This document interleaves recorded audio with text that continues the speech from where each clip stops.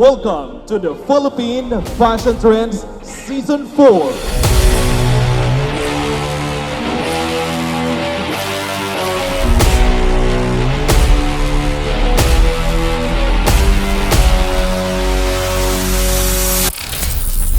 Heart of a lion, fire inside me blaze like a siren. Why would you try it? Wake up the beast, no I can't keep silent. I put my time in, now it's my time, your time is expiring. Thank you so much, Philippine Fashion Trends, for having me today. And maraming salamat po. Taos puso ako nagpapasalamat sa award po na ibibigay niyo sa akin today.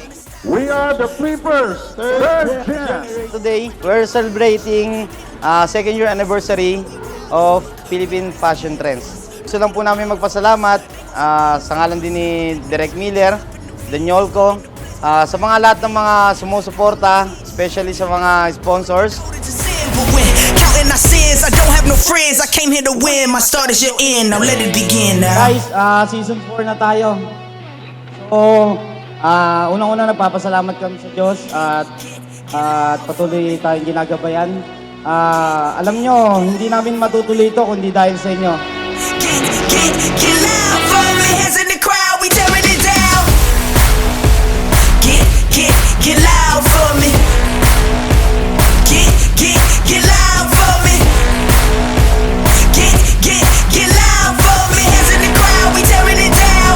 Get loud for me. For this afternoon, we'll be featuring the talented artists, fashion designers, hair and makeup artists, and of course, a public servant and philanthropist. Once again, this is the Philippine Fashion Trends Season 4. We always dreamed about this better life, this better life.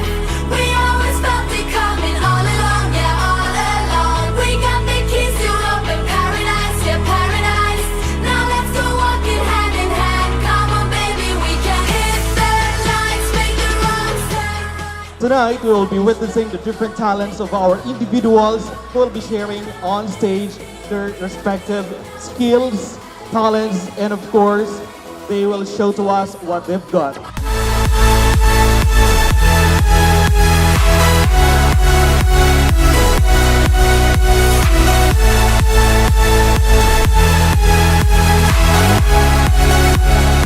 We can do this all night. We can do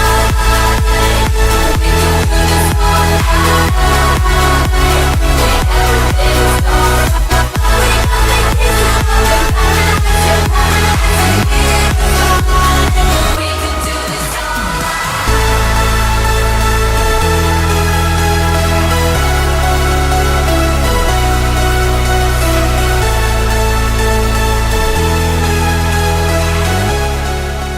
Lahat kayo deserve nyo ang pagiging awardist. So, sana po ipagpatuloy nyo, maging halimbawa kayo sa mga nakapaligid sa inyo. Ayan, maging courage po tayo ng mga mabubuting bagay. So, nang sa gayon, maging halimbawa po tayo sa kanila.